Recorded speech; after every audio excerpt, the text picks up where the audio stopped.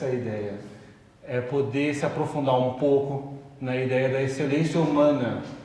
Eu diria, se o propósito dessa uma hora ela tiver o efeito que eu planejei, a ideia é que ela sirva como um antídoto de ideologização para todos nós.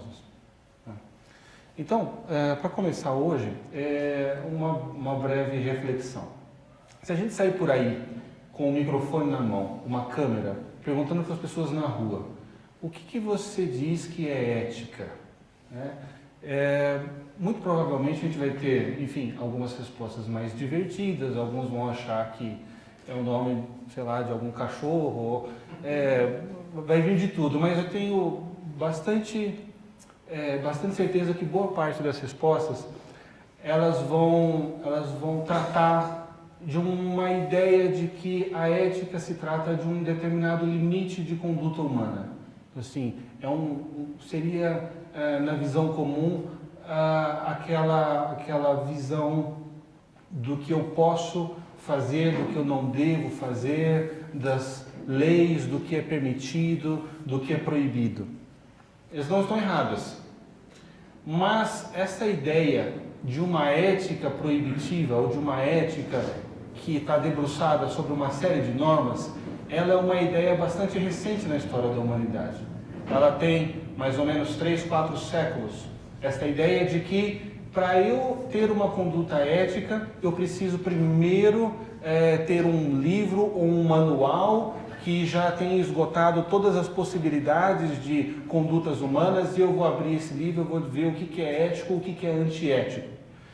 Como eu disse, não é uma resposta exatamente errada, mas ela, como a gente vai ver aqui, ela é um tanto quanto, digamos, limitada e insuficiente. Bom, se essa é a ideia da ética que nós temos hoje, desse limite da onde eu não posso passar sob pena de ser encarado como antiético, qual que era a ideia da ética antigamente, então, antes desses 4 séculos anteriores a nós? A ética, ela, especialmente antes desse período, ela estava muito calcada na ideia grega do que nós depois vamos nos aprofundar, na ideia da palavra que é um pouco intraduzível, mas que para os gregos ela se chamava arete. Então, ali está a grafia grega projetada ali. Então, arete. O que era a arete para os gregos ali, 3, 4 séculos antes de Cristo? Bom, uma primeira peculiaridade dessa palavra é de que Homero, na Odisseia, ele foi talvez o grande educador dos gregos, né? Quando a gente lê a Paideia, a gente consegue ver que os gregos, eles aprendiam a lei, eles eram educados muito numa moral quase toda baseada ali no código de conduta dos guerreiros da Odisseia. E a arete, para Homero, assim colocado na Odisseia, ele era uma determinada qualidade daqueles guerreiros que saíam em defesa da polis, combater aqueles invasores. Então, a arete, ela era uma característica daquele soldado que, enfrentando o medo da morte, né, e mesmo resistindo àqueles temores de autopreservação, ele conseguia superar, ele conseguia transcender tudo aquilo que segurava ele no conforto da sua casa, porque ele tinha em vista disso a proteção da sua cidade, da sua família, dos seus amores. Então, a arete, ele era, na verdade, um conceito de louvor. Aqueles guerreiros que, quando voltavam daquelas guerras, eles eram assim como que elogiados e reconhecidos por todos os gregos como possuidores da arete.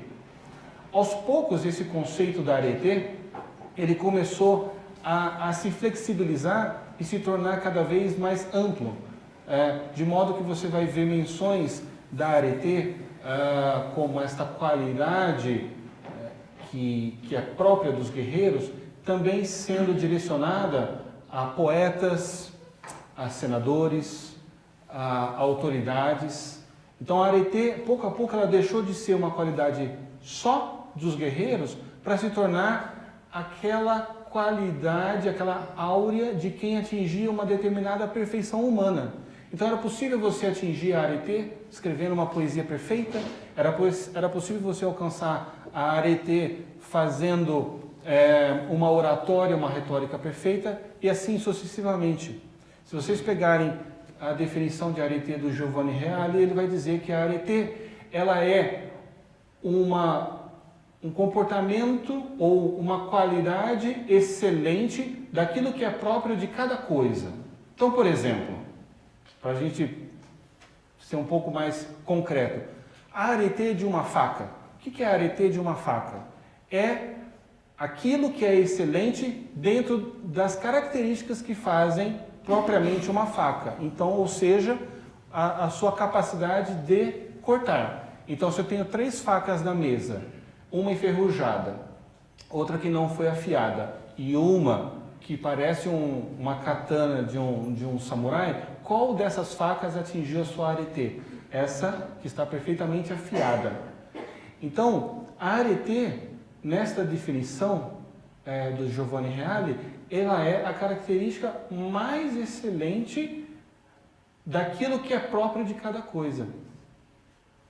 Então, pouco a pouco, os gregos eles começaram a transportar este conceito para todos os tipos de atividades humanas.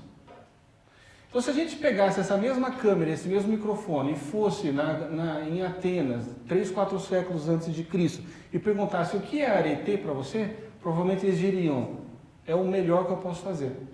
Ao contrário da ideia que a gente tem hoje de ética, que é assim, é o mínimo que eu tenho que fazer para não incorrer numa atitude faltosa. Então, a ideia da arete, ela nos ajuda muito a entender qual que é a ideia clássica da ética. Agora, existia um autor, um poeta grego chamado Píndaro, que ele resumiu numa máxima o sentimento da arete, quando ele disse, torna-te aquilo que és, torna-te o que és. É uma frase que talvez para nós possa soar um pouco estranha, porque assim, como que eu vou me tornar aquilo que eu sou? Eu já sou o que eu sou. Né? Mas é que esta ideia, ela só faz sentido à luz de uma vida orientada para a busca da própria arete, da própria excelência ética. Então, torna-te o que é, Silvio. O que significa isso? Significa que eu vou me descobrir cada vez mais nas medidas em que eu me aperfeiçoar naquilo que eu tenho de especificamente diferente de todas as outras entidades que existem no mundo. Então, eu não vou alcançar a minha arete sendo afiado, eu não vou alcançar a minha arete latindo perfeitamente. Eu vou alcançar a minha arete na medida em que eu me aperfeiçoar naquilo que eu tenho de único. Então, aqui cabe uma pergunta. Mas o que faz do homem único? Qual que é a característica que diferencia o homem, o ser humano, de tudo aquilo, de todo o restante que a gente vê à nossa volta, de todas as outras entidades que existem? Né?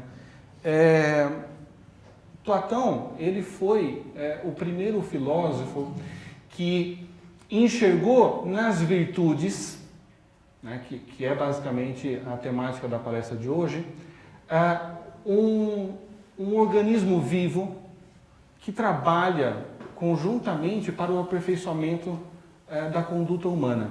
E foi ele que fez essa primeira classificação entre as virtudes e as virtudes cardeais. O que seriam as virtudes cardeais para Platão? São aquelas virtudes que são como o eixo, o cardo vem do latim, que significa eixo, pela qual a conduta humana atinge a sua excelência. Então, como planetas que possuem luas, as virtudes cardeais, elas possuem suas luas também, que são virtudes anexas que, numa grande harmonia, numa grande sincronia, eles vivem e se orientam para a realização do homem. Então, Platão ele identificou isso e identificou que essas virtudes cardeais, elas seriam a prudência, a justiça, a temperança e a fortaleza. Né? Não nessa ordem, porque a fortaleza é a terceira e a temperança é a última e eu troquei. Pois bem, então hoje se a gente pegar a palavra arete e buscar qual que é a melhor tradução possível para essa palavra grega, ela será justamente a virtude. A virtude é uma palavra que vem do latim virtus, e significa força, um dínamo, uma potência humana em busca de uma excelência. A virtude, ela é sobretudo um hábito, ela é como que uma segunda natureza para o ser humano. Bom, Aristóteles ele identificou que nesta definição de ser humano, que para nós é clássica, o que é o ser humano então? O que diferencia o ser humano de um cachorro, ou de uma rosa, ou de uma faca? Bom, o ser humano ele é um animal racional. Ele é animal porque ele é dotado de ânimo. Ânimo é uma força, é a vida, é um princípio ativo da vida. Então, o ser humano ele é um animal porque ele tem ânimo, mas ele é um animal racional, porque ele tem a ratio, ele tem a capacidade da racionalidade, que não é própria dos animais. E Aristóteles ele identificou que neste ânimo humano, dentro da alma humana, existem três potencialidades. A primeira potencialidade seria a potencialidade vegetativa. Né? Então, às vezes a gente escuta algumas pessoas dizerem, por exemplo, da alma das plantas ou das árvores. E realmente, neste conceito antigo, realmente as plantas elas são dotadas de uma alma, de um ânimo, porque elas estão vivas, não são pedras, então elas têm um ânimo dentro. Então, Aristóteles identificou que na alma do homem existe uma potência que ela é vegetativa, que nos aproxima dos seres vegetais. Então, são aquelas operações que para nós humanos, elas contribuem para a manutenção da nossa vida. Então, são aquelas qualidades que em nós garantem a nossa sobrevivência. Então, a respiração, o batimento cardíaco, enfim, todas essas operações que para nós, elas nos assemelham de certa maneira às plantas. Né? Ele identificou também uma segunda potencialidade, que é a potencialidade sensitiva. A potencialidade sensitiva é essa possibilidade que o ser humano tem para a realidade sensível. Essa é uma operação da alma humana que nos aproxima dos animais. Né? Então, um cachorro, uma cobra ou um papagaio, eles também têm, além dessa alma vegetativa, essa alma que ela é sensitiva. Então, ela está aberta à realidade sensível. Então, um cachorro, ele late, ele sente sabor, ele tem alguma memória, porque ele consegue reconhecer o seu dono, mas ele não tem algo que é próprio da terceira potencialidade da alma humana, que Aristóteles reconheceu, que é a potencialidade intelectiva. A potencialidade intelectiva é esta operação da alma humana que está aberta para a realidade, mas também para a compreensão e entendimento da própria estrutura da realidade. É onde existe a possibilidade da liberdade do livre-arbítrio, da autoconsciência e do entendimento de como funciona realmente algumas leis que são eternas e que são perenes e que estão presentes em todas as épocas da realidade humana. Então, nessa perspectiva, se a alma humana ela é constituída de ela tem três potências: a vegetativa, que é própria dos vegetais, a sensitiva, que é própria dos animais.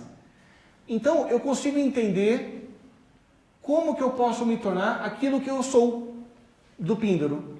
Porque eu sou aquilo que me torna efetivamente, eu sou caracterizado especialmente por aquilo que me torna próprio, diferente de tudo o que existe. Então, é na capacidade intelectiva que o ser humano se encontra a si mesmo.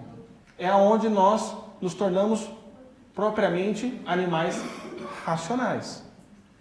Então, à luz dessa descoberta, eu consigo entender esse torna-te o que és perfeitamente. Então, Silvio, torna-te aquilo que és. Bom, mas o que eu sou? Eu sou um animal racional. e eu tenho uma propriedade única que é a intelectiva. Então, eu alcançarei a minha arete, eu alcançarei a minha realização máxima, eu me tornarei aquilo que eu sou, quando eu aprofundar e aperfeiçoar aquilo que é único em mim, que é a minha capacidade intelectiva, a minha capacidade de inteligir a realidade, de cognoscer o mundo à minha volta.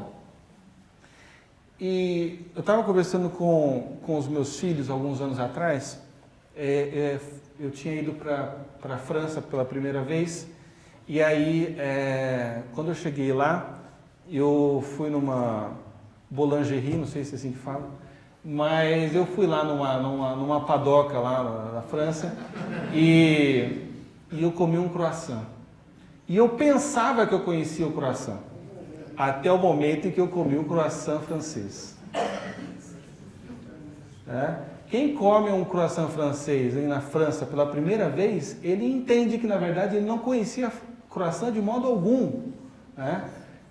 Quando você come aquele croissant francês, os seus dentes eles vão trespassando aquelas lâminas assim crocantes, assim, aquelas películas de trigo em forma de pão. É uma coisa fantástica. Aí você coloca e vai sair no fornado o dia inteiro. Você pega lá um pouquinho de manteiga, passa o negócio, derrete, você come uns 6 assim, sem prestar muita atenção, porque é muito leve, né? E quando você chega no Brasil, o processo de reentrada em Guarulhos, né, que é bastante traumático, bastante agressiva. Aí você vai comer um croissant na padaria e na verdade é um pão francês, só que ele tem um formato de lua, né? Uma coisa mais dificultosa de mastigar e de engolir. Assim. Então, da mesma maneira, trazendo essa ideia do torna-te o que és, eu tenho 34 anos, eu estou convivendo comigo faz 34 anos, né? Mas eu posso dizer que eu não me conheci ainda, se eu não busquei a perfeição máxima da minha capacidade intelectual, né? E de todas as consequências que ela traz. Então, da mesma maneira, eu posso dizer que eu me conheço e que eu conheço o homem, mas se eu não conheço aquilo que é próprio do ser humano, que é a sua capacidade intelectiva, e as consequências disso, eu na verdade não me conheci de modo algum. Pegamos, por exemplo, o exemplo de 3 rosas mentais, tá? Então, uma primeira rosa, uma pessoa foi lá, estava uma rosa nascendo ainda, ela foi lá e cortou essa rosa, pôs na mesa. Uma segunda rosa, uma rosa colombiana, super vermelhada, com uma textura linda, com um cheiro perfumado perfeito, e eu coloco em cima da mesa. E uma terceira rosa, que é uma rosa que por algum motivo da providência nasceu do lado da Marginal Tietê, tá? E eu coloco os 3, um do lado do outro. Qual que eu posso dizer dessas rosas que alcançou realmente a sua arete, que tornou-se aquilo que é? Aquela rosa que foi tratada de uma maneira adequada para que as suas potencialidades alcançassem a sua perfeição. Todas as 3 rosas são iguais em dignidade, mas apenas uma se deu a conhecer perfeitamente. Então, vocês percebem a grande diferença dessa noção de ética que nós temos hoje para essa ética antiga e por que nós precisamos resgatá-la urgentemente.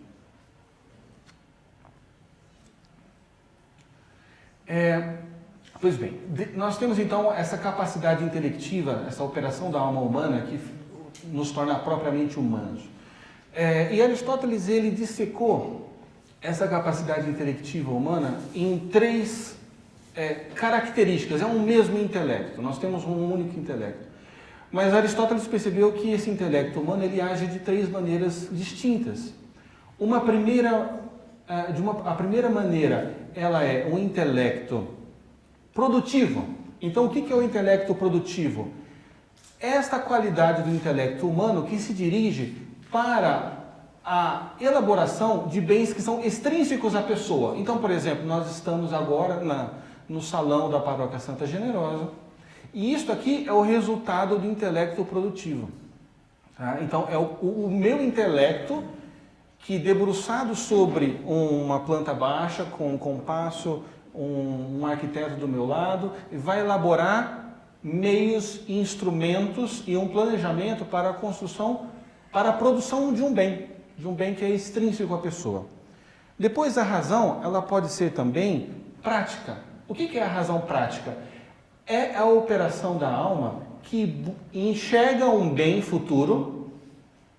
Tá? Agora, este bem futuro, ele não é mais destinado a construir um bem extrínseco, tá? Mas ele está destinado a adquirir determinada qualidade que para mim seria intrínseco à minha pessoa ou também a um terceiro.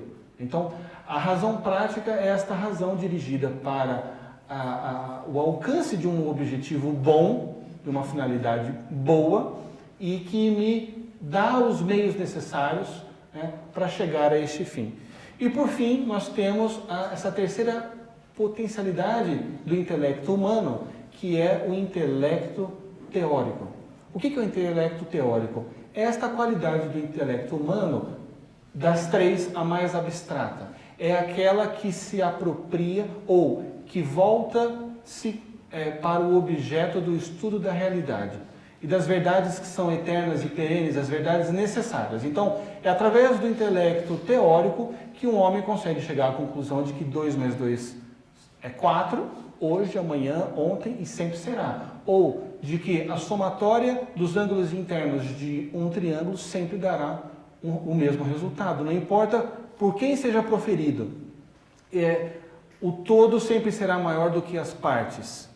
Os silogismos. Então, através do intelecto teórico que o ser humano ele alcança a metafísica, que ele vai além da física e ele chega a sondar as próprias leis que regem a realidade. Tá? Então, é óbvio, a gente tem às vezes uma tendência um pouco racionalista de pegar essas três operações do intelecto humano e dissecá-la como se fossem três intelectos, mas na verdade ela toda funciona como uma grande unidade, né? Mas elas existem. E Aristóteles ele viu então que nós temos duas potencialidades do intelecto humano que estão dirigidas, por assim dizer, a vida mais ordinária, a vida prática, e um intelecto que é voltado para a sondagem das verdades eternas, divinas e mais nobres, dos grandes ideais humanos. E ele percebeu o seguinte, as virtudes, elas trabalham de maneira a aperfeiçoar exatamente isto que é próprio do ser humano, que é a sua capacidade intelectiva. Então, ele dividiu as virtudes, que, enfim, já eram conhecidas, mas ele fez pela primeira vez assim, uma divisão das virtudes voltada para o aperfeiçoamento de cada uma dessas potencialidades do intelecto humano. Então, ele classificou as virtudes como dianoéticas e virtudes éticas. O que são as virtudes éticas? São aquelas virtudes, são aqueles hábitos que se dirigem para a construção do caráter humano, aperfeiçoando as capacidades intelectivas do ser humano no seu uso do intelecto prático e do seu intelecto produtivo. Um pouco também teórico, né? Mas especificamente nesses dois. E ele percebeu que existem virtudes que aperfeiçoam esse intelecto mais teórico, mais abstrato do ser humano, que são as virtudes dianoéticas. Né? Então, as virtudes dianoéticas seriam a virtude da sabedoria, da ciência, da arte e mais algumas outras. E as virtudes éticas, elas estariam propriamente voltadas para a conduta perfeita do ser humano. A tudo isso se dá o nome de aretologia. Então, é o estudo da perfeição humana. Então, quais seriam as virtudes éticas? Das virtudes cardeais, as virtudes éticas seriam a justiça, propriamente dita, essas três, a justiça, a fortaleza e a temperança. E a virtude dianoética, dentre as virtudes cardeais, seria a prudência, ou frônesis, do grego. E o frônesis, na verdade, ele abarca algo um pouco maior do que a prudência, mas é a tradução usual que se dá para frônesis. O frônesis, na verdade, é a virtude da sabedoria, né? Mas ela também é vista como um frônesis, uma sabedoria da vida prática. Então, ela também se encaixa dentro da virtude da prudência. Então, dentro dessa ideia, eu vou ler aqui um trechinho da Ética a Nicômaco. Então, essa é a obra de um Aristóteles maduro. Aristóteles ele escreveu sobre a ética em vários momentos da sua vida, mas é na Ética a Nicômaco, que é um livro que ele escreveu para o próprio filho, Nicômaco. O pai de Aristóteles e o filho também chamava Nicômaco. Ele escreveu esse livro para o filho dele, e ali é basicamente o resultado de uma vida toda dedicada ao estudo. É uma obra muito linda e que foi comentada por as mentes mais célebres da história do intelecto humano, em especial São Tomás de Aquino, que talvez seja o principal comentador assim, da Ética a Nicômaco. E é bem interessante o que Aristóteles ele diz num determinado ponto, e eu vou ler aqui para vocês. Ele diz o seguinte, então, livro 2, lição 1. Existem dois tipos de virtude. Uma, pois, que é intelectual. Então, uma virtude intelectual ela é a dianoética, né? Que é a prudência. E outra que é moral. Então, são todas as outras três. A virtude que é intelectual, ela tem sua origem quase sempre a partir da instrução. Então é isso que a gente está fazendo aqui. Como que a gente consegue adquirir ou caminhar na virtude dianoética, a virtude intelectual? Através da instrução, como hoje. Por isso necessita experiência e tempo. Mas a virtude moral é derivada do hábito. Então existe uma outra ética, uma outra virtude, que ela é derivada justamente do treino diário. É preciso fazer para aprender. Disto fica manifesto que nenhuma das virtudes morais são geradas em nós por natureza. Então ele diz o seguinte, nenhum dos seres que existem por natureza habitua-se a outro modo de ser. Nem mesmo se alguém habituar jogando uma pedra 10.000 vezes para cima. Então se alguém quer pegar uma pedra e jogar 10.000 vezes para cima, essa pedra não vai sair por aí agora voando para cima, porque é próprio da pedra cair. Né? Mas ele diz que na natureza humana é um pouquinho diferente. Portanto, as virtudes, nem por natureza, nem contra a natureza, são geradas em nós. Mas o que é, pois, natural em nós pode recebê-las e aperfeiçoá-las pelo hábito. Então, as virtudes humanas, elas não nascem conosco, mas elas aperfeiçoam o que existe de natural em nós. Então, por exemplo, eu nasci com os meus olhos, eu nasci com os meus ouvidos, com a minha capacidade tátil, eu nasci com tudo isso. Então, é próprio da minha natureza ver, enxergar, ouvir, sentir. Eu não nasci sábio, eu não nasci moderado, eu não nasci prudente, apesar de ter nascido em presidente prudente, eu não nasci imprudente. Prudente, eu sou um prudentino, não um prudente. Piadas baratas. Essa foi melhor, né? Não tem problema, Márcio. É isso aí. Mas eu não nasci com essas perfeições humanas. Mas o que Aristóteles está dizendo é o seguinte: as virtudes, elas... a natureza humana, o que existe de natural em nós, pode ser aperfeiçoada porque ela acolhe as virtudes. Então, assim, de uma maneira meio toscamente falando, é como o Homem de Ferro. Então, o Homem de Ferro, né, o Stark, ele tem a capacidade de pular, ele tem a capacidade de correr, ele tem a capacidade de enxergar. Mas quando ele aciona a armadura de ferro dele, ele pula mais alto. Ele enxerga mais perfeitamente, ele corre muito rápido. O soco dele machuca muito mais. Então, a armadura do Homem de Ferro aperfeiçoa aquilo que é natural no Stark. Assim também as virtudes, elas são mais ou menos, de uma maneira analogamente pobre, como que uma armadura. Então, aquilo que é natural em nós recebe toda esta capacidade e nos aperfeiçoa para que eu possa atingir a minha plenitude. Lá no primeiro livro da Ética a Nicômaco, o Aristóteles ele se debruça muito pela qual que é o motivo das ações humanas. E ele chega à conclusão de que o motivo das ações humanas é a busca do bem. Todos nós sentimos isso na nossa vida. Tudo aquilo que a gente faz, de uma maneira certa ou errada, a gente está buscando o bem. Muitas vezes é só o nosso próprio bem, egoisticamente, mas é o bem. São Tomás de Aquino, ele diz que a felicidade humana é a posse habitual do bem. Então isso é muito interessante, porque quando São Tomás ele classifica assim, ele define assim a felicidade como a posse habitual do bem, ele está falando justamente de hábito. E hábito é justamente a qualidade da virtude. Então, na verdade, quando a gente fala das virtudes humanas, nós não estamos falando aqui de uma série de exercícios que de alguma maneira nos limitam, mas pelo contrário, eles nos habituam à prática do bem.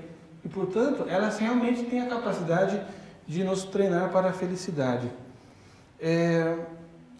Tem muita gente que critica a virtude, principalmente um pensamento moderno, que vê nas virtudes algo como que mecânico, assim, seria uma série de bitolagem humana, quer dizer, uma coisa meio Charlie Chaplin nos tempos modernos, né, que fica lá apertando uma chave e aí depois acaba o expediente dele e continua lá apertando, né? Na verdade não tem nada disso, porque as virtudes elas aperfeiçoam o que é natural em nós e aquilo que é característico nosso. Há 1 ano e meio atrás, eu conheci um piloto de Fórmula 1 chamado Eric Comas. O Eric Comas, ele é um piloto francês que foi salvo pelo Ayrton Senna. E numa corrida de treino, o Eric Comas ele foi fazer uma curva, o carro dele ficou desgovernado, se quebrou inteiro, e o Ayrton ele parou o carro do lado, saiu do carro igual um maluco e foi lá desligar o motor do carro do Eric Comas, porque podia explodir. Depois a gente fez na outra agência que eu estava trabalhando, o pessoal lá criou uma campanha para contar essa história, que é uma história muito legal e muito desconhecida do Ayrton Senna. E conversando com o Eric Comas, ele estava explicando que hoje ele trabalha com outras coisas, mas ele costuma praticar o enduro. Ele estava explicando a diferença entre o enduro e a Fórmula 1. O enduro, para ele, na verdade, é uma competição que tem como principal, digamos, objetivo a resiliência. Quer dizer, o piloto de enduro ele tem que durar naquela prova, né? Não importa se ele está no deserto, se ele está no Mediterrâneo, onde for, ele tem que durar. Ele dizia, a perfeição é tudo sobre... a Fórmula 1 ela é uma competição que tem muito a ver com a perfeição. Então, tem aquelas características próprias do Ayrton Senna, que dirigia no limite da irresponsabilidade, né? Então ele era o último a frear e o primeiro a acelerar. Quer dizer, a perfeição ganha quem tem o motor mais afinado, quem tem os reflexos mais rápidos. Então, de uma maneira análoga, a gente pode também enxergar que a virtude, ela aperfeiçoa aquilo que é natural em nós. Então, ela não nos transforma em robôs. Não, pelo contrário, ela nos torna livres e cada vez mais próximos das nossas máximas potencialidades. Se a gente parar para pensar no tempo em que a gente foi tirar a nossa carteira de habilitação, a gente vai se deparar um pouco com esse processo, né? A gente vai alguns dias, fica lá sentado numa sala um pouco triste e fica lá assistindo aquelas aulas na lousa que não fazem muito sentido. Você está esperando mesmo ir para o carro, né? E aí, realmente, você começa a praticar quando você está lá no carro, né? E aí tem aquele cara do lado, que não é muito simpático, mas aos poucos você começa a concatenar, né? Organizar. Então, o teu intelecto, ele diz, aperte a embreagem, agora mude a marcha. Aí você sai pela Marginal Pinheiros pela primeira vez, seu coração tem taquicardia, né? Porque aí tem motoboy passando, furando, caminhão passando por cima e tudo mais. E ali você fica assim, é quase como tocar bateria. O que eu faço? Mas ao longo do treinamento, ao longo das semanas e dos meses, aquilo vai se tornando uma segunda natureza para nós. Ao passo que daqui a alguns anos você está dirigindo e você nem pensa mais. Você dá a ignição e você vai do ponto A ao B e você já tem uma memória muscular, você já não precisa pensar em mais nada daquilo.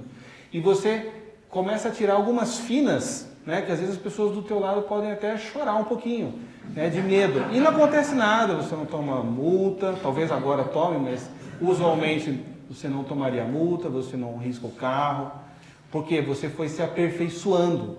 E dirigir se tornou para você como que uma segunda natureza, né? E aqui a gente tem uma ideia bastante interessante a respeito dessa virtude, que é a diferença entre o hábito da virtude, que nos aperfeiçoa, e o seu contrário, que é o vício. Quem aqui assistiu ou leu O Senhor dos Anéis? Só para eu poder acelerar aqui. Então, O Senhor dos Anéis é uma obra fascinante, todos devem assistir ou ler alguma vez na vida. E tem um personagem lá que ele é o Sméagol. Quem se lembra do Sméagol, né? O Sméagol, numa determinada época, ele era um ente lá normal, na obra do Tolkien. E num determinado momento, o Sméagol era muito amigo do Déagol. E um dia eles estão lá pescando e ele vê um anel. E o Sméagol, ele fica obcecado por aquele anel, né? E pouco a pouco, ele pega aquele anel para ele e ele começa a devotar todas as suas forças, as suas energias para preservar o anel para junto dele. Um dia, ele acaba matando o Déagol. E ele vai se consumindo por aquele anel e começa a se isolar, né? E depois de um tempo, o Sméagol ele vira o Gollum, que é esse ser que está embaixo, né? O Gollum é o Sméagol que foi corrompido. O Sméagol, ele tinha uma potencialidade, digamos, fazendo um paralelo intelectivo, mas o hábito do vício acabou trazendo com força da gravidade o Sméagol para as suas operações vegetativas e sensitivas, anulando o intelecto. Então ele foi se transformando cada vez mais num animal e tendo comportamentos animalescos, né? A ponto de que, depois de algum tempo, ele se tornou totalmente desfigurado. Antes ele andava, ele era ereto, ele andava com os seus 2 pés. Depois ele começa a já se rastejar como um animal mesmo. E essa imagem que o Tolkien colocou na obra dele não é por acaso. O Tolkien, ele era um erudito, ele conhecia toda esta, digamos, doutrina clássica a respeito das virtudes. E você vai vendo toques ao longo da obra do Tolkien dessa reflexão a respeito da corrupção e da libertação que a virtude dá. Do mesmo modo, existe um outro personagem que o Tolkien coloca, que é o Frodo. O Frodo, ele é o oposto do Sméagol. O Frodo, ele também tem acesso ao anel. Mas, ao contrário do Sméagol, para o Frodo, o anel era um fardo, ele era uma tarefa a ser realizada. Então, o Frodo, ele foi dado ao Frodo o fardo de carregar o anel e destruir o anel. Então, o Frodo, ao invés de servir o anel, ele dominava o anel, né? Ele era senhor daquela situação. E ele, para nós, é a imagem do homem virtuoso, daquele homem que não se deixa dominar pelas coisas criadas. Agora, é interessante notar também que o Frodo, ao longo da jornada, ele vai tendo algumas recaídas. Ele é muito tentado pelo anel. E quem é que, no final das contas, é o grande fio condutor da ética do Frodo? É o Sam. O Sam, ele é a personificação da virtude da prudência. É aquele que, no final, quando o Frodo chega para jogar o anel na lava e destruí-lo, ele se sente tentado a usar o anel e não destruí-lo mais. Então aparece o Sam, é aquele que lembra o Frodo do motivo pelo qual ele estava lá. Então ele fica lembrando: Senhor, lembre-se do condado, lembre-se dos fogos de artifício, do Gandalf, lembre-se do verde. E aos poucos ele vai retificando. Ele vai colocando em ordem o propósito daquela missão do Frodo. E é ali onde, então, a prudência personificada no Sam salva o Frodo, né? A gente vê isso de uma maneira interessante, porque o Sméagol, né, o Gollum, ele não tinha um orientador. Ele estava, quem era o guia do Gollum? Era a sua paixão pelo anel, né? Então, assim também, a gente pode enxergar um pouco essa metáfora como uma ideia a respeito da diferença entre a virtude e o vício. Então, o que seria a virtude? É a arete própria do homem. É o hábito bom que aperfeiçoa a conduta humana à luz da sua razão, daquilo que lhe faz único, que é o seu intelecto. E o que é o vício? É o oposto. É o desgoverno da conduta humana, né, que apaga o intelecto humano e se deixa governar pelas suas operações mais baixas. Portanto, ele se torna mais próximo de um animal. E a dinâmica de uma e de outra são completamente diferentes. Se a gente pensar rapidamente aqui, mesmo pensando no Senhor dos Anéis, o Frodo, ao longo dos 3 filmes, né, e dos livros, ele tem algumas recaídas. Ele põe o anel algumas vezes e tira, mas logo ele volta. A gente vê que o Frodo, enquanto virtuoso, é fácil para ele cair no erro. É muito fácil para ele. Agora, quando a gente pensa no Gollum, é quase impossível para o Gollum fazer algo bom. Ele está o tempo todo preso por aquela sua obstinação. Essa dinâmica intrínseca da virtude e do vício é decisiva para nós. Porque enquanto o virtuoso, para ele é fácil cometer um mal, para a pessoa viciada é quase impossível fazer um bem. Então, a gente vê isso no dia a dia. Volta e meia a gente vê as notícias, por exemplo, essas notícias, por exemplo, de um taxista que olha no banco de trás e vê lá uma pasta cheia de dinheiro e passa dias procurando o dono. E quando ele entrega para o dono tenta dar uma recompensa, às vezes o cara se sente até ofendido. Ele fala, não, isso aqui não é meu. Então, São Tomás ele diz isso acerca da virtude da justiça. A pessoa justa, ela dá sem hesitação e com alegria. A pessoa que dá com hesitação e tristeza é uma pessoa que está fazendo um ato justo, mas ainda não adquiriu a virtude da justiça propriamente dita. Ainda não é uma segunda natureza para ele. É uma coisa muito difícil. E a gente vê do outro lado, o lado oposto, né? Às vezes uma pessoa vai lá e entrega o dinheiro que ele encontrou e às vezes tem pessoas que vão lá e chamam ele de idiota, de pateta e tal. Porque para essas pessoas a justiça não é um hábito, então eles não conseguem nem enxergar a beleza disso. Então, essa é a diferença entre o vício e a virtude, né? Então, dessa forma, a gente entende que o ser humano, ele é um ser infiere, é um ser que está sendo construído, é um ser que está sendo feito o tempo todo. O ser humano, ele é um ser que está constantemente em construção, em aperfeiçoamento. E eu acho que essa é a maneira mais adequada da gente enxergar a ideia da virtude. A virtude, ela é uma tarefa, mas é uma tarefa que acaba no dia da minha morte. Ela é uma tarefa que nunca acaba, porque eu estou constantemente tendo a possibilidade de aperfeiçoar aquilo que em mim é único.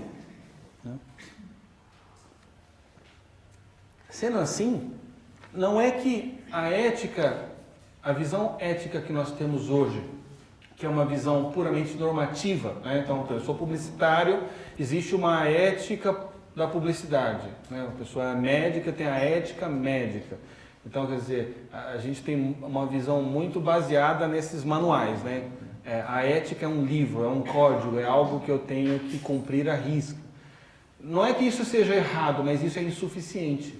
Porque ela está sempre dando a impressão de que a ética é algo próprio das pessoas que estudam, né? Das pessoas que têm uma grande profissão, e não é algo que cabe ou que toca ao dono da banca, às pessoas simples e comuns, ao um feirante.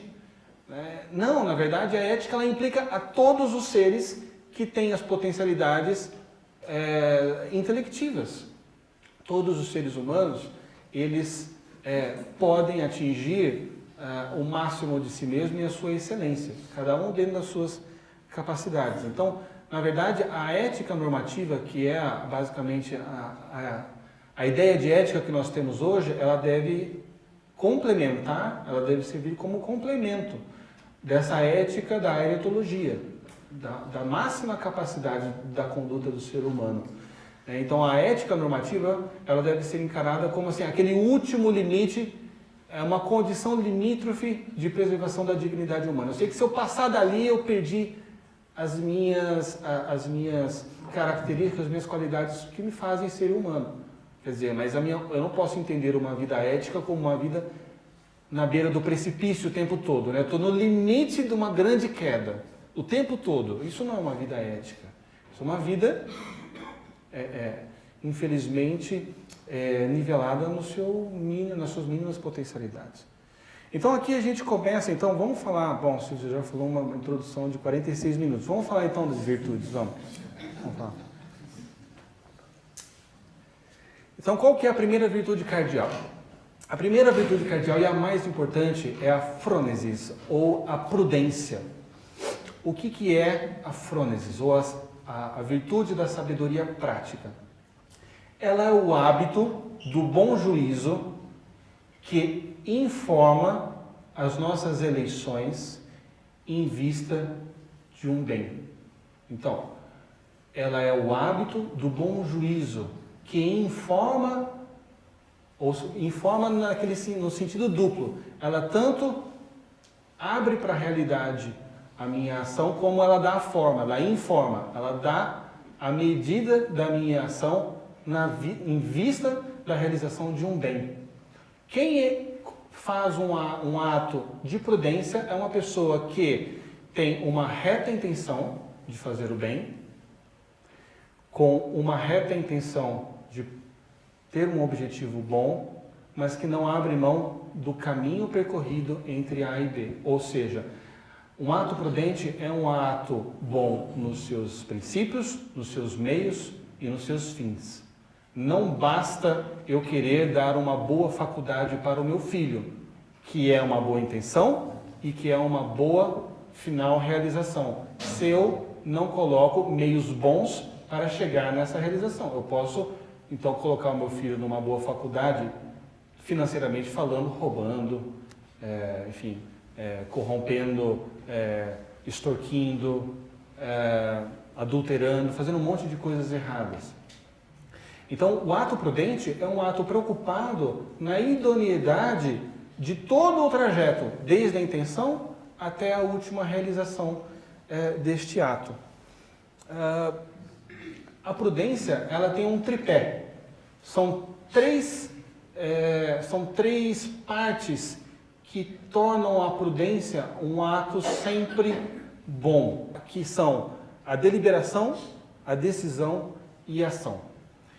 Em latim se diz que a prudência ela é genitrix virtutum, ou seja, ela é a genitora da virtude, de modo que se existe alguma virtude no mundo é porque primeiro ela foi prudente. Eu só posso dizer de um ato de virtude de justiça ou de um ato de virtude de magnanimidade se primeiro ela foi prudente. Então, a prudência, ela é a mãe de todas as outras virtudes. E como que uma mãe age com o seu filho? Primeiro, ela passa 9 meses gerindo aquela criança dentro do seu ventre. Depois ela amamenta, depois ela informa sobre o mundo, depois ela educa. Ela está o tempo todo cuidando. Então, a virtude da prudência, ela é a mais alta, ela é a mais importante de todas as virtudes.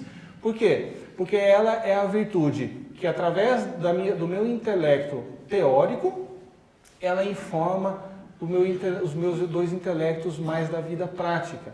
Então, é aquele intelecto que, olhando para a sabedoria, ele consegue moldar toda a ação humana. Por isso se diz que a virtude da prudência, ela é a causa e a medida de que alguma conduta seja propriamente dita como boa. Então, a prudência, ela é a medida, ela é a causa de que exista algo bom no mundo. Mas qual que é a medida da prudência? A medida da prudência é a ipsa res, ou seja, a própria realidade. E por isso esse tripé. O que esse tripé da prudência, ele nos informa? Que a prudência, ela só pode existir se existe uma deliberação acerca da realidade. E a decisão baseada na realidade e uma ação baseada na decisão fundamentada na realidade. Quem aqui já assistiu, sei lá, qualquer filme, esses filmes americanos que se passam dentro da corte, né? Filmes de 2 horas no tribunal, e que, incrivelmente, a gente assiste mesmo, são interessantes, né? Não é muito comum fora de outros países, mas a gente vê muitos filmes bons assim de tribunais. Então, toda aquela dinâmica de um filme de um tribunal, ele resume de uma maneira bastante gráfica do que se trata a virtude da prudência no meu dia a dia. Então, a deliberação. O que é a deliberação? Então, nós temos lá uma parte que acusa, nós temos uma parte que defende. Os dois estão interessados na sua causa. Nós temos um júri formado por pessoas sortidas da sociedade, pessoas que, a princípio, não teriam nada a ver com aquela pessoa e com aquelas partes ali envolvidas. Então, depois de muitos dias de acusação, de defesa, aquele júri ele vai até uma salinha e lá eles fazem então o momento da deliberação. Então, o júri ele vai avaliar se aquelas informações que foram trazidas, apresentadas pela acusação e pela defesa, se elas se sustentam e qual delas se sobrepõe. E, então, através da deliberação, o júri começa a julgar, a fazer um juízo. Se aquela pessoa é realmente, de fato, acusada totalmente ou parcialmente ou relativamente, ou se ela é inocente em todas essas graduações. Depois que você tem a deliberação, o júri ele entrega então o resultado da deliberação. Estou falando de uma maneira meio toscamente, tá? Não sou advogado, mas é mais ou menos assim.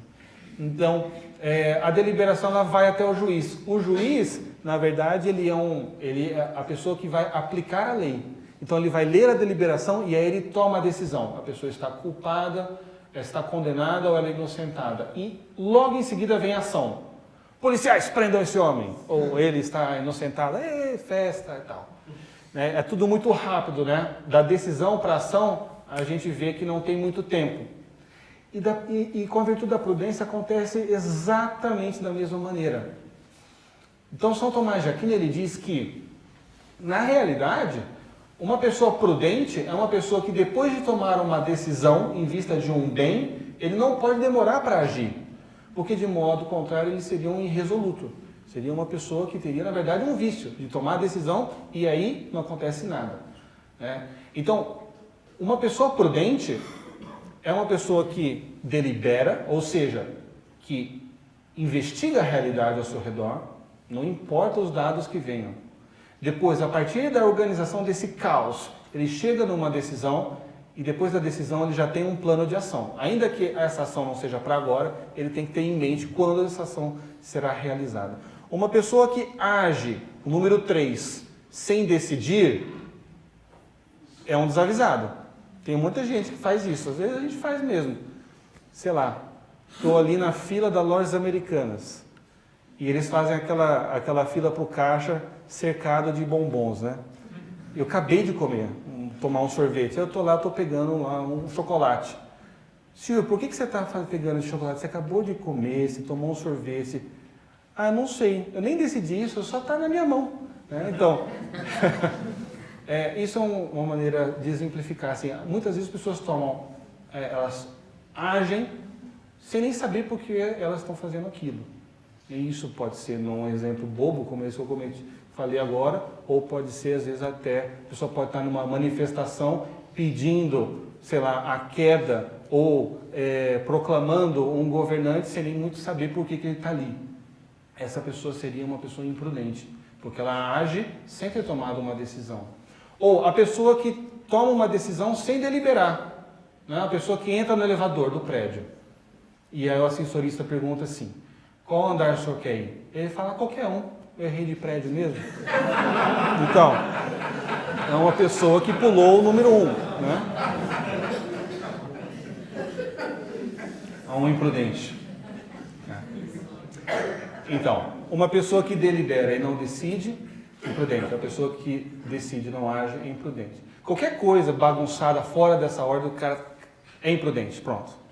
Encerramos esse assunto. Bom, a prudência ela é constituída de 8 partes, tá? Eu coloquei aqui 7, porque uma está dentro da outra e tal.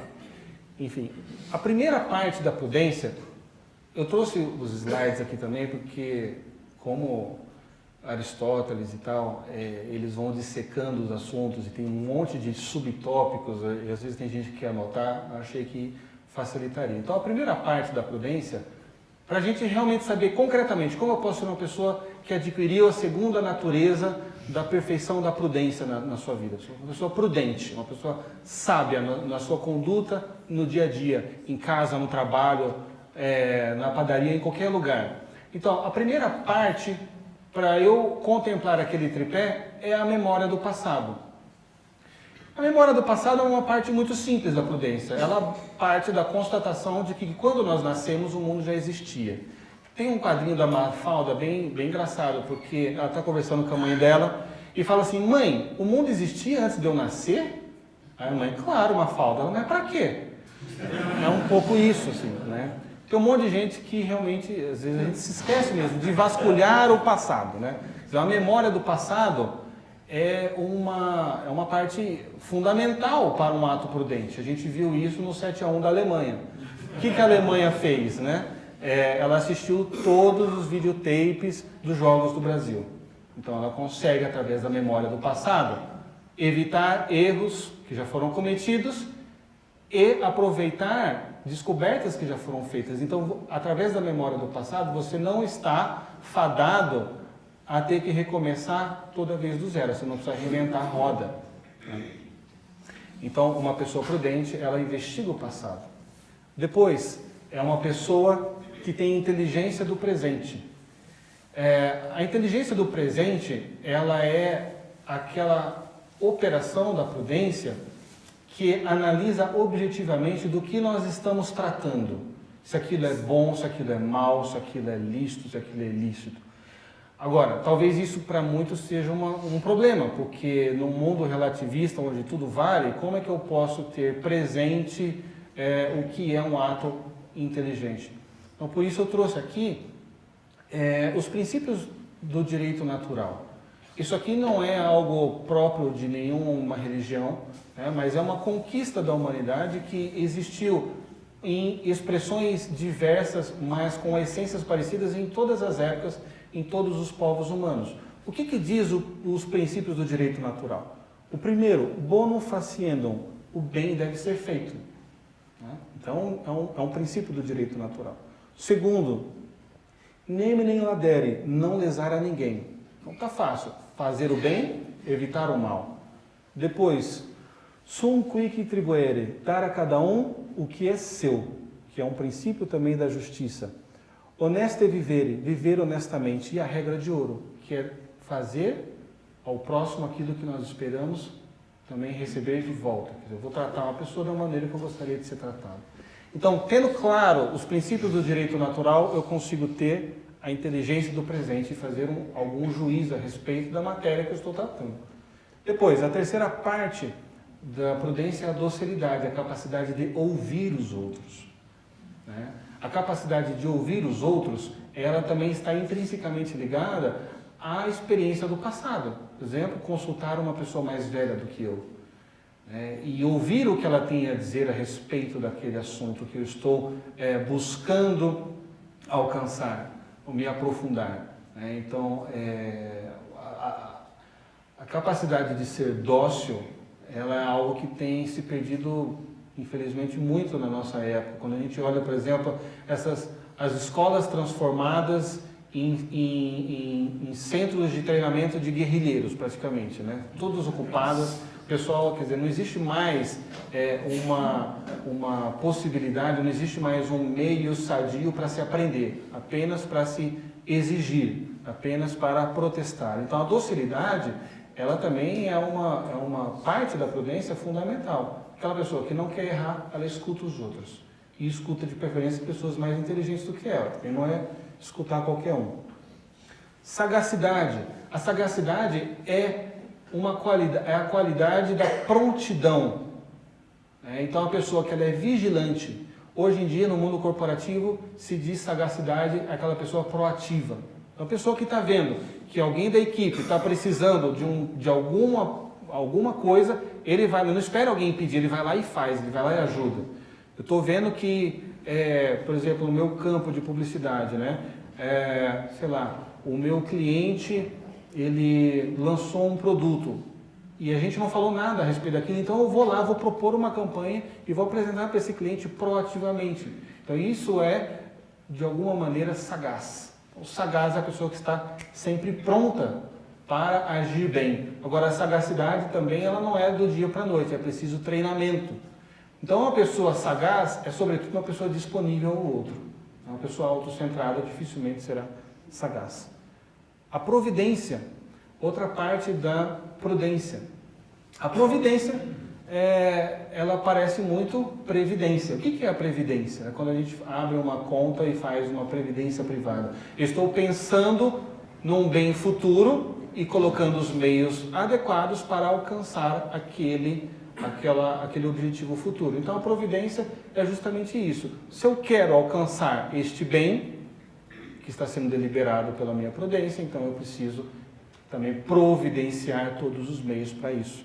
Se eu quero ir para a praia, eu preciso de uma carona, eu preciso de um carro, eu preciso de umas botas bem altas, porque vai demorar, eu preciso me deslocar. Então, quais são os meios necessários para chegar lá? Depois, a circunspecção. A circunspecção, ela é uma das partes integrantes da prudência mais refinadas. Por quê? Ela entende que existem bens que precisam ser comunicados, mas a circunspecção, ela pede para que você espere o momento certo.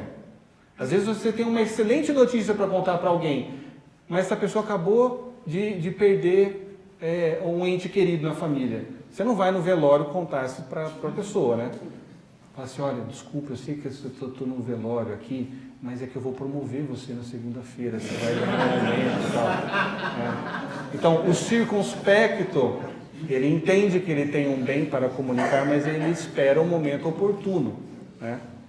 Então, é muito circunspecto, por exemplo, não ser proativo na sexta-feira à noite, no trabalho, quando está todo mundo pensando em ir para casa. Guarda para a segunda.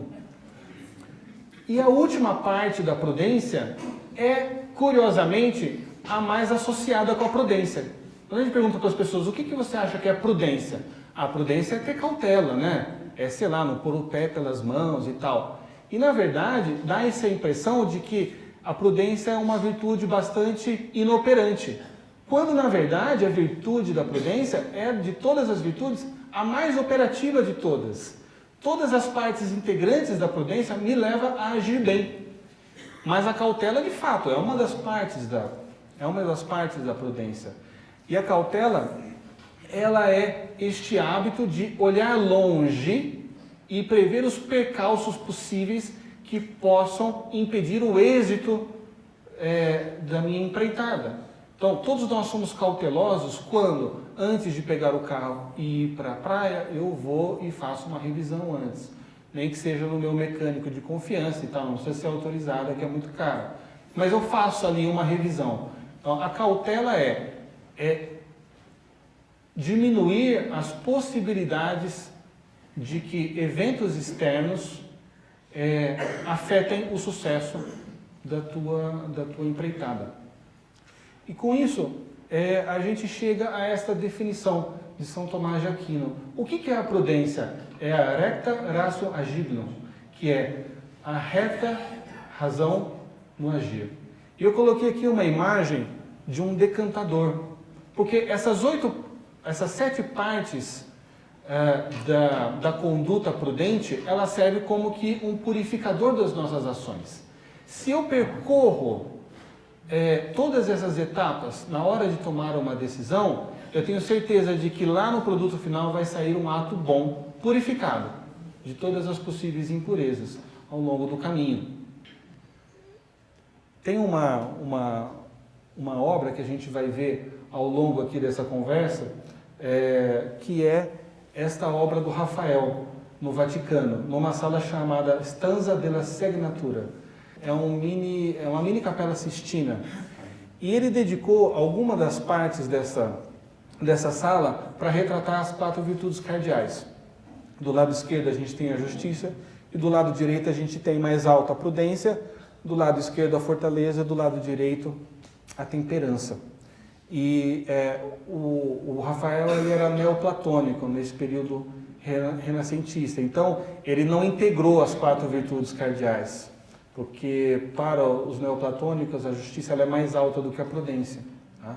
Mas a gente já vai ver que independente dessa interpretação, eles formam um organismo vivo juntos. E aqui a gente tem a prudência, um close na prudência. Vejam que interessante a prudência aqui. Então, eu separei aqui alguns elementos para a gente olhar nessa obra do Rafael. A primeira, que a prudência ela está olhando para um espelho. Então, a virtude da prudência ela é a arte da autorreflexão. Uma pessoa que não está habituada, por exemplo, a fazer um exame de consciência, quer dizer, no final do seu dia antes de dormir, parar e rever tudo que ele fez, ele não tem capacidade de identificar as suas imprudências e de melhorar no dia seguinte. Então, a prudência ela está constantemente se vendo, se enxergando, ela está ponderando. Né? É interessante notar, por exemplo, que para os católicos, né, a atitude da Virgem Maria é sempre descrita por Lucas, né, por São Lucas. Ao final de cada etapa diz que a Virgem Maria conservava tudo aquilo no seu coração. Então, ela seria, então, né, por definição, uma mulher prudente, porque ela estava constantemente refletindo-se, deliberando a respeito das circunstâncias externas. Depois, ali no peito, existe uma face idosa, que é essa parte da prudência de ouvir o passado, de ser dócil, de escutar a voz da sabedoria, daqueles que vieram antes que você provavelmente tem muito a ensinar. Depois a gente vê ali um anjinho segurando uma tocha de fogo. Na verdade aqui ele está representando a virtude teologal da fé, que não é objeto do nosso estudo hoje, mas que para Rafael ele era como que uma luz que ajudava a prudência a enxergar mais longe. E por último a gente vê que a prudência ela está mais alta. Né? Esse local da prudência, mais alto do que as outras demais virtudes, ela significa justamente que a virtude serve como uma ponte entre o intelecto e a vida prática, o intelecto teórico e a vida mais prática. Depois a gente vai para a segunda virtude, que é a virtude da justiça. A virtude da justiça, das virtudes éticas, ou seja, que exclui de alguma maneira a virtude dianoética, ela é a virtude mais alta, porque ela encerra em si mesmo toda uma doutrina a respeito da organização da vida social. A virtude da justiça, ela é o hábito de dar a cada um aquilo que lhe é devido. Então,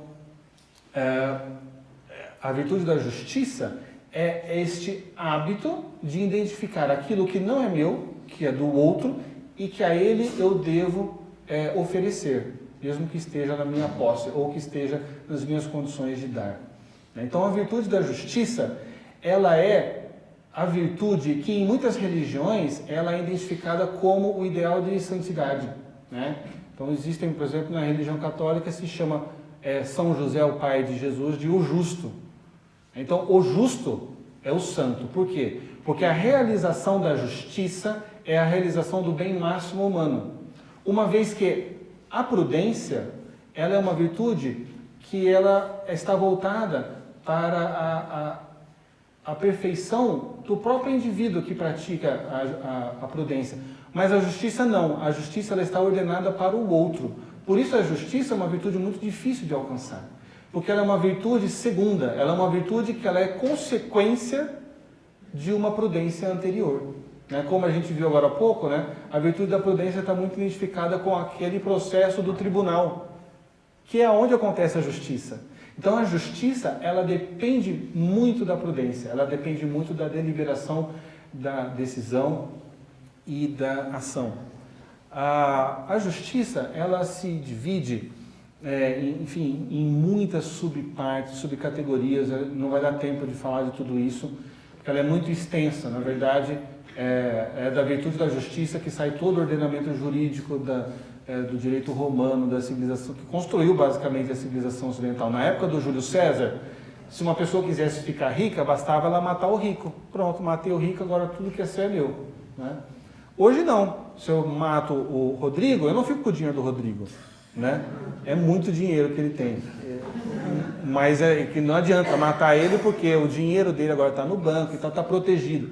Quer dizer, a ideia de direito, ela foi se institucionalizando no Ocidente de modo que aquilo que é de cada um já está pré-garantido para todas as pessoas. O direito à vida, o direito à propriedade. A gente não precisa pensar nessas coisas.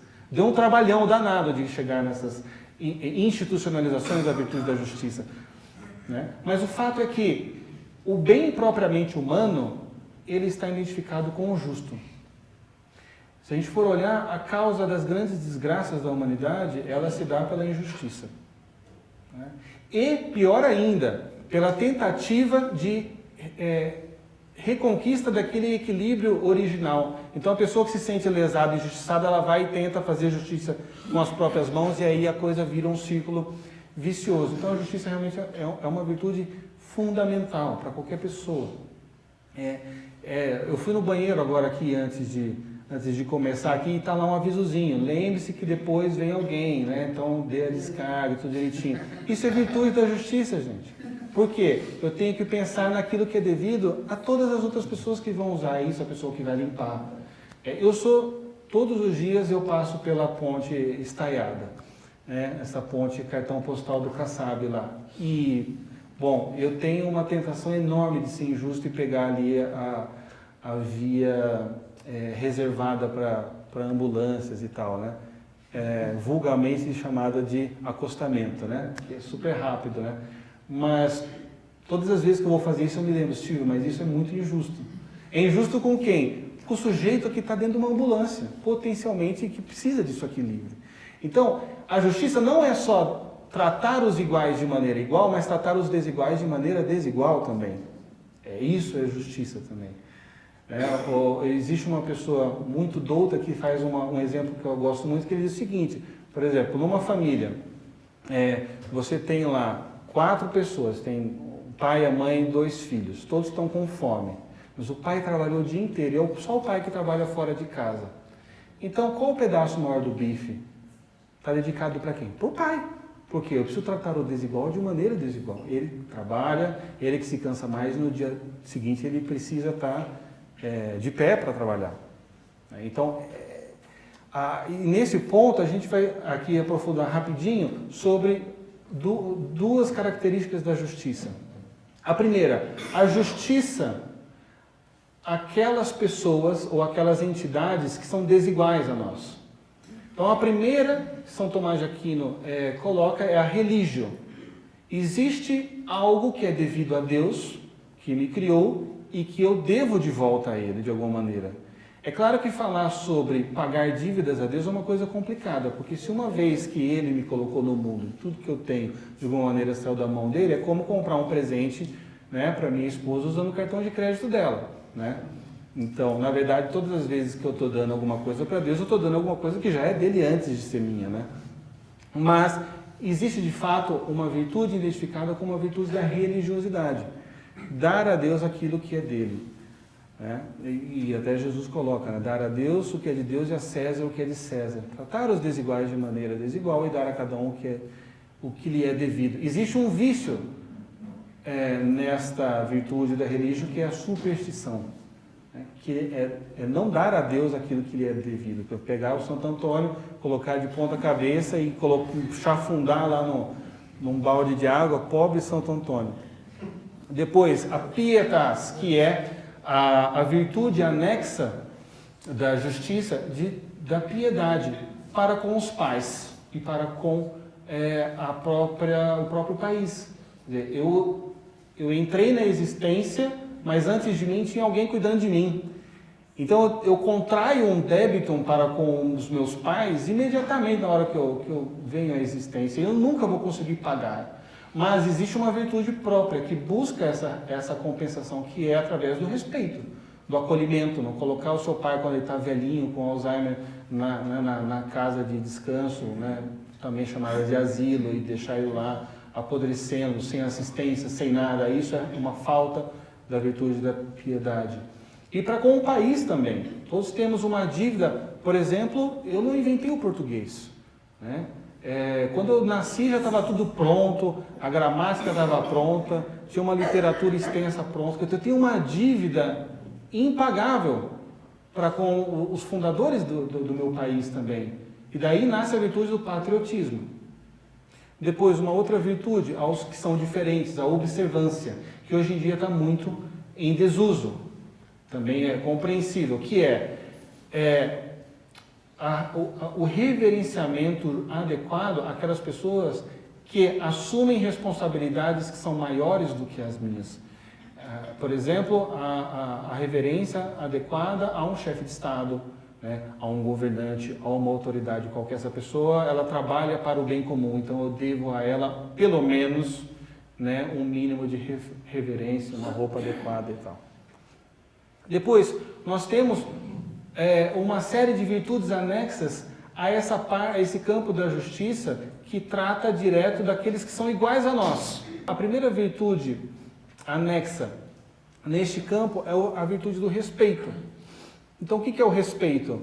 É reconhecer que é devido um trato minimamente humano àquelas pessoas que são iguais a mim. Não é que eu sou obrigado, mas é justo que eu lhe dê um bom dia, um obrigado, um aperto de mão a todas as pessoas, porque eu entendo que nela existe uma dignidade ontológica que a faz, de alguma maneira, sagrada mesmo. Então, é devido um respeito. Depois, a solidariedade, que é o respeito aplicado às pessoas desafortunadas, as pessoas que estão numa situação precária, materialmente falando e emocionalmente falando. Então, também é enxergar aquilo que é devido àquela dignidade humana e socorrê-la. Depois, a terceira virtude, a virtude da gratidão. A virtude da gratidão, ela trabalha em níveis diferentes. Ela trabalha no nível do reconhecimento. Então, reconhecer que alguém fez algo por mim é justo. Depois, agradecer, dar graças é justo. E depois, procurar alguma recompensa também é justo. Então, eu coloquei aqui uma flor, que é uma coisa boba, assim, mas que ajuda, quer dizer, então, ser grato a uma pessoa é uma virtude. E ser ingrato, dissimular ou não reconhecer um favor recebido é uma injustiça. E isso a gente vê muitas vezes na área, especialmente corporativa, né? As pessoas estão lá e que não recebem feedback, né? Eu não recebo feedback, aqui eu estou trabalhando no escuro e tal. Às vezes estão querendo só um reconhecimentozinho. É justo o reconhecimento. Depois, a vindita. A vindita, ela é diferente da vingança, porque ela é aquela consequência apropriada à desordem social. Então, a vindita é muito usada na minha casa, por exemplo, com os meus filhos, quando eles saem da linha, né? Então, brigou com o irmãozinho, vindita. O que é? Não vai comer chocolate. Quer dizer, é uma pena. E essa pena ela visa duas finalidades. A primeira, a emenda, a retificação, então ela serve como educador, né? E depois ela serve como pacificador social. Então os irmãos, eles veem que a coisa não ficou por isso mesmo, né? Mas isso também é uma virtude. Depois, a veracidade. É justo que cada ser humano escute a verdade, que nós não falemos mentira. Isso não nos obriga a sair contando tudo de todo mundo para todo mundo. Até porque isso feriria a virtude da justiça dedicada à fama das pessoas, né? Eu não tenho o direito de difamar ninguém. Mas eu posso sair pela tangente, eu posso me silenciar. Eu me lembro de uma história que meu pai me contou, de uma vez entraram uns nazistas na casa uma casa paroquial de um sacerdote, e os nazistas perguntaram para aquele sacerdote, onde estão aqueles judeus que passaram por aqui? E aí aquele padre fez assim, por aqui não passaram. E na verdade aqueles judeus eles estavam escondidos no armário. Mas esse padre não contou uma mentira, porque ele estava com o dedo dentro do buraco do botão. Então ele disse, por aqui não passaram. Então, sempre é possível dizer a verdade, né? Óbvio que numa situação dessa ele poderia mentir, né? Mas, enfim, apenas para exemplificar. Depois, a afabilidade. Afabilidade, quer dizer, se a gente leva a existência humana simplesmente no campo do que é justo, a vida fica muito triste e muito ácida, porque nós nunca sabemos, na verdade, a medida da justiça do outro. Então, é necessário um mínimo de afabilidade, de educação, de cortesia e de afago para tornar a vida realmente boa. E aqui na obra do Rafael a gente vê aqui a justiça. Normalmente vocês veem a justiça segurando ali a balança e a espada, mas ela está vendada, não é verdade? Rafael, ele tirou a venda da justiça. Por quê? Se vocês colocarem depois no Google, vocês vão ver que a justiça ela está olhando para a prudência na obra do Rafael. Então a justiça aqui ela não é cega, ela é informada pela prudência, né? Para que ela não cometa injustiça. E quais são aqui então? Então nós temos o olhar da justiça para a prudência, nós temos a balança, que significa uma certa equidade, né? Que é o equilíbrio entre a ordem social, mas você também tem a espada. Por quê? Só o direito e uma declaração do que é justo ou injusto torna a justiça inepta, ineficaz. Então é preciso também o uso da força. O uso da força está prevista na justiça, justamente para que se garanta que o direito ocorra. Então a justiça é uma força viva, não uma letra morta dentro de um manual. Nossa terceira virtude é a virtude chamada de Andria ou Andreia, a virtude da fortaleza. E o que faz a virtude da fortaleza ser forte? O que faz da fortaleza efetivamente um ato de perfeição humana? A justiça. Por isso que ela vem em terceiro lugar. Santo Agostinho dizia que o louvor dos mártires não está na morte dos mártires, mas está na sua justa causa. Então, a fortaleza, ela é a virtude da reta razão, orientada, né, pela razão, em vista de bens que são árduos, que são difíceis de conquistar, né? E quem que me informa quais são esses bens árduos e justos? É a justiça e a prudência. Por isso ela vem em terceiro. O Aristóteles ele diz que a virtude é um justo termo entre dois hábitos, que são opostos. Então seria como que um pico entre dois vales. Então de um lado a gente teria a carência, do outro lado a gente teria o excesso e no meio tem a virtude. Mas não é um meio termo, como se fosse algo assim, meio que a mistura do verde, do amarelo com o verde. Simplesmente um meio termo. Não, ele é uma perfeição, ele é mais alto do que os outros dois. Ele é uma inclinação para a perfeição humana, ele é difícil de alcançar. E ele é o justo termo entre dois extremos. Então, o que é a fortaleza? Ele é o meio termo entre a temeridade e a covardia. O que é a temeridade? É a pessoa que não está apta para conseguir o bem árduo, mas ela fecha os olhos para a prudência e para a justiça e ela tenta mesmo assim, né? É a pessoa que vai lá no American Idol, no X Factor lá, e o cara não sabe cantar, mas ele tem uma coragem, uma força interior incrível. E ele é humilhado em cadeia nacional, né? Tem um livro que no começo do livro ele vai narrando e fala sobre virtudes empresariais. Ele diz que no caminho do Everest até o topo tem centenas de corpos altamente motivados, né?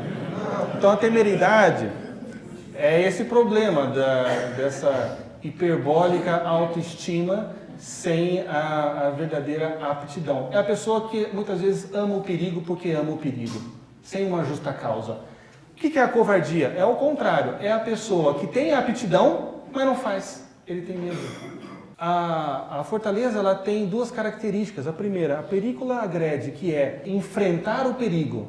E a segunda, que é sustinere mala, que é resistir ao mal. Essas duas características da fortaleza, elas andam juntas. E a gente consegue ver elas nas fortalezas antigas. Esse aqui é o Monte Saint-Michel, na França. E as fortalezas antigas, elas carregavam essas duas características. Por isso elas chamam fortaleza. Por quê? Elas são construídas em volta de muros, muitas vezes ilhadas, para resistir aos invasores, resistir ao mal, mas de dentro também é disparado ataques. Então, a fortaleza é, por isso mesmo, própria dos grandes amores. Então, uma pessoa que não tem um grande amor na vida, ele não vai fazer uma fortaleza.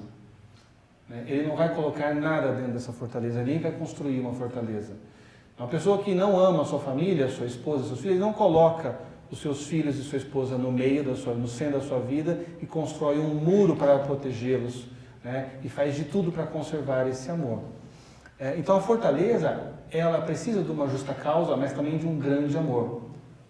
Quais são as virtudes anexas à virtude da fortaleza? A primeira é a magnanimidade, que é essa inclinação da alma para grandes obras. Uma pessoa que não nasceu para ser lagartixa, mas nasceu para ser jacaré. Uma pessoa que quer fazer coisas boas. Por quê? Porque ela entende que aquilo que ela ama é um bem, e o bem é difusivo por si mesmo. Então ele quer ampliar, ele quer comunicar aquele bem a muitas pessoas. Então, assim, é um sujeito que quer abrir, um portal de imprensa.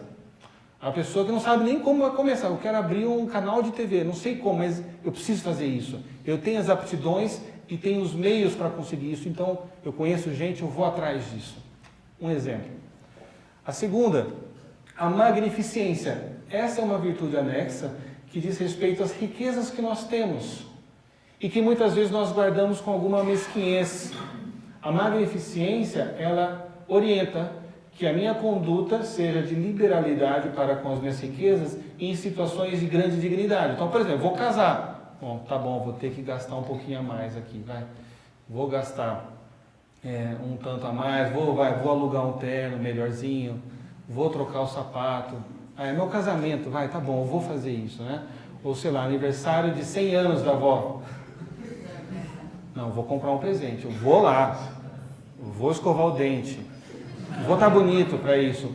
Ou sei lá, um casal, eu preciso, eu tenho um dinheiro aqui guardado, esse dinheiro tem uma prioridade, que é a educação dos meus filhos, então eu vou gastar com isso, eu vou comprar os bons livros, ou vou construir uma boa casa, enfim. Magnificência é saber usar as nossas riquezas, aquelas situações que são proporcionais, que merecem, né? Então, o vício dela, oposto, a carência dela seria justamente a mesquinharia, e o seu excesso seria a liberalidade. Também é o cara que paga tudo para todo mundo, o cara é gente boa pra caramba e tal. Mas que nunca tem dinheiro para o filho porque, enfim, está pagando cerveja para os amigos. Depois, a paciência.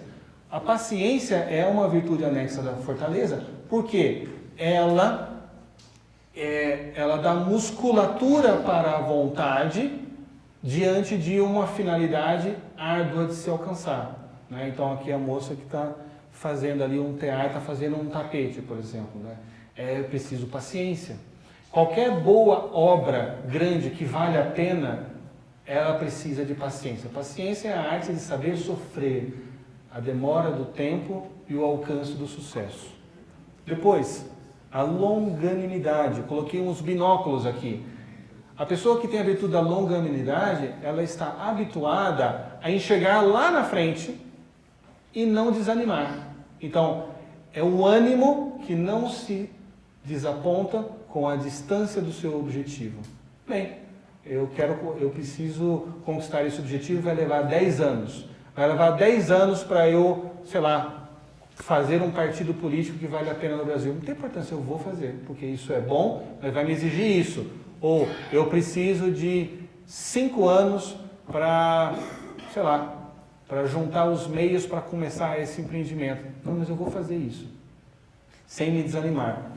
Depois, a perseverança, né? A virtude própria das pessoas que andam, das pessoas que buscam chegar num destino. A pessoa que persevera é a pessoa que simplesmente não desiste no meio do caminho. É dito que é de muitos o de começar e é de poucos o de terminar. A perseverança é esse hábito que nos ajuda a não desistir, não importa o quão difícil seja o caminho. E a última virtude anexa da fortaleza é a constância. Eu coloquei aqui um metrônomo. Por quê? Quando eu fiz aula de bateria, às vezes o meu professor, eu sou péssimo, então eu fiz 7 aulas, mas aí o meu professor ia tocar junto comigo, e aí eu me confundia com os pratos, com o chimbal, não sei o quê. Então ele me colocou lá o metrônomo, né? Tec, tec, tec, tec. O metrônomo, ele é um símbolo da constância porque ele é um foco de atenção para que você não desista do seu objetivo, mesmo que influências exteriores, influências externas te atrapalhem. Então, eu, sei lá, decidi que eu vou casar. É uma coisa grande, uma coisa bonita. É um grande empreendimento. E aí vão vir muitas vozes exteriores. Mas, cara, você é louco, você é muito novo, você tem um monte de anos ainda para aproveitar, tem a saída da faculdade, meu. Pô, para com isso, você vai casar, você vai colocar aí uma guilhotina em você mesmo, não sei o que, enfim. Mas o cara, ele sabe, ele tem a constância, ele sabe que independente dessas influências externas, o foco dele de atenção está no bem que ele pode alcançar. Então aqui na obra do Rafael, a gente vê que a fortaleza, ela está representada com essas características próprias de um guerreiro. Então ela tem um capacete, né, para resistir ao combate, ela tem uma armadura nos seus ombros, ela também tem ali uma armadura na sua panturrilha. Então é uma pessoa que está preparada para a morte, de certa maneira. A pessoa que tem a virtude da fortaleza, ela não é que ela não tem medo da morte. São Tomás de Aquino até diz que um pouco de medo é sinal de prudência, é sinal de sanidade intelectual. A pessoa que conseguiu pesar bem, mas ele entende que aquela causa, ela é relativamente maior do que os seus medos, maior do que os seus temores. Então ela enfrenta os temores, por exemplo, da crítica, da zombaria, do medo da derrota financeira. Ela enfrenta o medo, por exemplo, do vexame, do assassinato de reputação, seja lá o que for, porque ela entende que esta causa é maior do que a vida dela, de alguma maneira. Então ele está pronto, não para morrer, mas para defender aquilo que vem atrás dele. Então ele está pronto para cair em combate, se preciso. E, por último, a fortaleza, ela está do lado de um leão. Ela domesticou um leão. Isso é muito bonito, porque mostra que é próprio da fortaleza o domínio dos medos.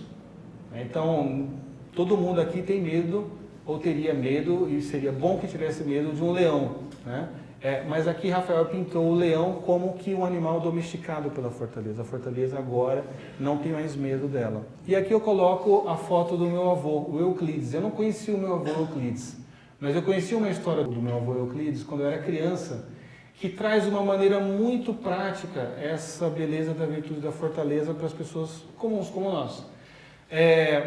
Há uns 50 anos atrás, o meu avô Euclides estava descendo as escadarias de um prédio lá em Presidente Prudente. Ele e mais 3 amigos estavam descendo um cofre. E um dos amigos dele que estava embaixo caiu.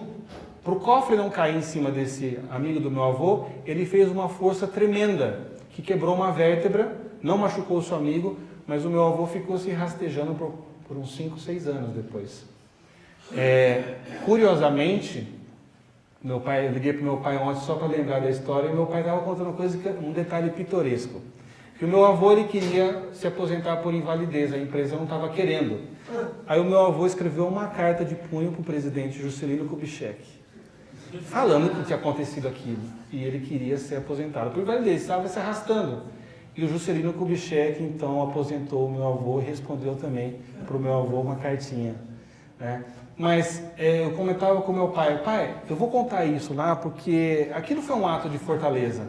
Aí meu pai, mas isso é tão, sei lá, natural para mim. Eu falei, porque o senhor está habituado à fortaleza, então para o senhor é uma segunda natureza. Mas hoje em dia, isso não é mais uma segunda natureza das pessoas. A história do meu avô Euclides, ele resume bem um arquétipo da fortaleza. A pessoa forte, ela tem a cabeça de gelo, o coração de fogo e os braços de ferro. O que isso significa, Silvio? Significa que a pessoa forte, ela tem uma justa causa, então ela pensa friamente. A gente às vezes vê esses pilotos, né, que fazem umas curvas incríveis e desviam de pessoas e falam, esse cara foi frio. Então a pessoa que ela é forte, ela tem uma cabeça fria, mas ela tem um coração de fogo. Porque ela é nutrida de altas e nobres convicções, de um grande amor. E os seus braços são de ferro, seus braços executam. O braço não está lá para questionar, igual o meu avô. Opa, o cofre vai cair em cima do meu amigo, o meu braço está aqui para executar. Quebrou a vértebra, ficou inválido, mas não importa. E por último, a virtude da sofrose, né? Que é a temperança. São Tomás de Aquino dizia que a ação humana ela é movida por 2 princípios. O princípio do apetite, e o da vontade, e o princípio do intelecto. Então o ser humano é uma mistura, né? Você pega um monte de massinha colorida, junta e isso é o ser humano. Então não existe uma decisão humana que não passe um pouco em graduações diferentes nesses 2 princípios da ação humana. Ora, o que eu estou dizendo aqui desde o começo? Que a prudência é uma sabedoria da vida prática que começa na deliberação. Que a justiça é nutrida pela deliberação. Que a fortaleza é nutrida pela justiça. Eu estou falando muito aqui de intelecto. Agora, em todas as minhas ações humanas, eu tenho a presença do desejo. Então, se nesse momento o meu desejo se negar a deliberar e a pensar, eu não vou ser prudente. Simples assim. Se eu quiser ser injusto porque eu não quero pensar, eu vou fazer isso. Né? Então, por isso se diz que o pior cego é aquele que não quer ver. Então, é impossível você ser prudente, justo e forte se você não for temperado. Temperança vem do latim temperare, que significa uma medida proporcional. É dessa raiz que sai a palavra temperatura, que sai a palavra tempero, que sai, enfim, uma série de outras palavras, porque elas estão designadas a determinadas proporções, a medidas. E por isso se diz que a virtude da temperança é o ordo rationis, então é a ordenação da nossa razão. Se a gente não consegue se habituar a trazer o império da razão para os nossos apetites, nós nos tornamos propriamente o Gollum. Então, quem está sob o comando aqui é os meus ímpetos, os meus desejos, né, desmedidos. E Aristóteles coloca a temperança como um pico entre a insensibilidade e a intemperança. Né? Quando a gente olha aqui para a obra aqui do Rafael, a gente vê que a temperança, ela de todas as virtudes, ela é a mais sóbria. Ela está com um vestido mais, digamos, sóbrio. Por quê? A virtude da temperança, ela é a virtude da sobriedade. Alguém aqui já pensou, seriamente falando, em pedir carona no fim da festa para uma pessoa bêbada? Eu não conheço. Né? Eu não conheço. Só se o cara estiver bêbado também, né? Menos bêbado, né? Ou mais bêbado. Mas a virtude da temperança nos torna sóbrios. Ela orienta todo o ímpeto irascível, quer dizer, toda a força vital do ser humano que caminha para o bem, ele ordena para uma justa medida. Né? Por isso Chesterton vai dizer que a temperança não se trata de crescer a repressão, mas se trata de crescer o próprio prazer. Porque uma vez que você dá ao prazer o seu momento, a sua medida, de acordo com a razão, tanto mais ela se torna apreciável. Tem um provérbio chinês que diz que os apetites são como crianças. Quanto mais você dá, mais eles querem, mais exigentes eles se tornam. É uma tarefa quase impossível nos dias de hoje você conversar com uma pessoa que, por exemplo, não tem a temperança na guarda da sua vista na rua, por exemplo. Uma pessoa que não consegue se segurar de ficar olhando o rabo de saia. Você está conversando com a pessoa no shopping, na praça, e o cara, ué, como é que é? E não sei o quê, lá em casa, e não sei o quê, né? Cara, eu tô aqui, olha para mim, eu tô aqui, não sei o quê, né? Então a gente vê que a temperança, ela trabalha não como uma repressão, mas na verdade ela trabalha para a liberdade. São Tomás de Aquino dizia que a finalidade principal da virtude da temperança é atingir o quies anime, que é a quietude do ânimo. Mas do ânimo não visto como uma vontade, sabe, assim, o humor que eu acordei hoje. O ânimo visto como o centro vital de onde surgem todas as forças humanas, ou o nosso livre-arbítrio. E é interessante mostrar, enxergar que a nossa sociedade analgésica, né, que vive buscando a alienação das pessoas, né? Todo mundo está tentando o tempo todo fugir da realidade, em compensação, seja de consumo disso, daquilo, de coisas muito loucas para sair da realidade. A temperança coloca a pessoa com os dois pés calcadas na realidade, né? E a nossa sociedade hedonista, como ela prega que o sentido da vida humana é conseguir o máximo, colecionar o máximo de prazeres sensíveis, ela enxerga na temperança um inimigo, uma afronta. Mas, na verdade, Tomás de Aquino diz que a liberdade é a autodeterminação para o bem. Então, tudo aquilo que impede a minha autodeterminação para o bem, na verdade, não está me libertando, está me escravizando. Alguém aqui, por exemplo, quando a gente pega imigrantes, eu vou para Santos, e aí eu estou lá descendo, está um monte de neblina, aí tem uma placa, vire à esquerda. Alguém que já viu alguém falar assim, essa placa está querendo me reprimir, tolir a minha liberdade, quem é você, placa, para dizer para onde que eu vou virar? Eu vou virar à direita, pum, caiu. Nunca ninguém viu isso acontecendo. Porque essas placas, elas foram ordenadas pela razão, para que a sua liberdade de escolher ir para Santos seja alcançada. Uma pessoa que está num avião, tá? Indo para a Europa, indo para o Japão, vai ficar 24 horas dentro do avião, sei lá quantas horas. Essa pessoa, 30 horas. Essa pessoa vai ficar 30 horas entre um avião e outro, assim, todo apertado, sentado do lado de pessoas que ela não gosta, né, comendo pão duro, indo no banheiro que ela desiste, fazendo, eu vou voltar lá e vou segurar esse negócio. Quer dizer, você passa 30 horas em privação, mas ninguém diz que o avião está tirando a sua liberdade. Porque, na verdade, o avião é o meio ordenado pela razão para que você alcance o teu objetivo. Então, a temperança, nesse sentido, ela liberta o homem para que ele alcance a prudência, a fortaleza, a justiça, né? Uma vez que o princípio de ação humana é o apetite e o intelecto. Então, uma vez que eu coloco o intelecto para organizar o meu apetite, eu alcanço, então, a virtude da temperança. Existe um termo latino que diz que a temperança é o auriga virtutus, ou seja, o auriga era aquele que conduzia as carruagens, então ele é como que esse condutor, assim, né?